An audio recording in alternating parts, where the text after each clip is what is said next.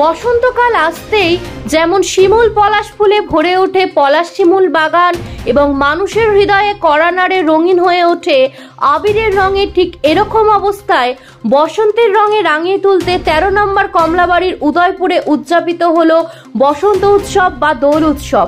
প্রত্যেকের মনে যেন আবার নতুন করে রাঙিয়ে তুলেছিল এদিন।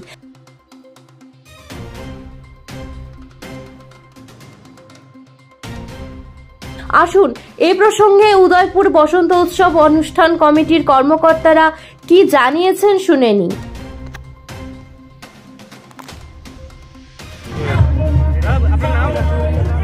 অপূর্ব বিশ্বাস। আমি এখন আপাতত কোনো পদে নেই। আমরা সবাই যে যার মতো নিজেরাই মানে নিজেদেরকে কর্মী হিসাবে কাজ করি এখানে।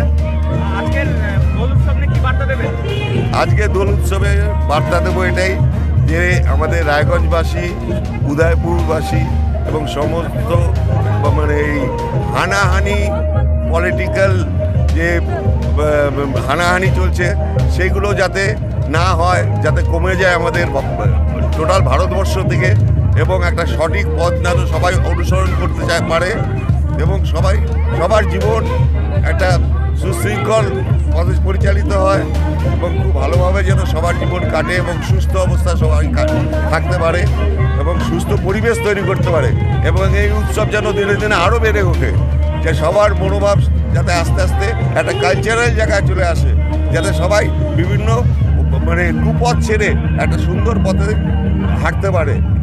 এবং আমাদের নেক্সট জেনারেশনের প্রতি এটাই আমার আহ্বান, তারা উল্টোপাল্টা কিছু না করে এইসব দিকে আসুক।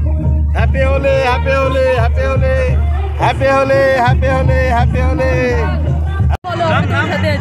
আমার নাম নম্রতা, আমার বাড়ি উদয়পুরেই। আমি প্রতি বছর আমি উদয়পুরে থাকি। প্রতি বছর আমার প্রিয় উৎসব এটা, প্রাণের উৎসব। প্রতি বছর খুব আনন্দ করি, মানে শুধু হোলির উৎসব বলে না, আমাদের কাছে এটা একটা ইমোশান। আমাদের উদয়পুরের বসন্ত উৎসব আমাদের কাছে ইমোশান।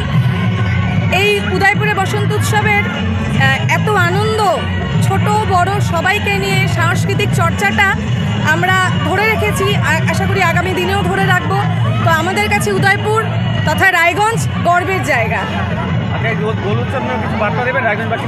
দোল উৎসবে সবাইকে বার্তা দেব যে রং তো প্রচুর হয়, তবে রাজনৈতিক রং বা ধর্মের রং না লেগে সবাই মিলে খুব আনন্দ করে সব রং মেখে সবাই আনন্দ করব, তবে শালীনতা বজায় রেখে।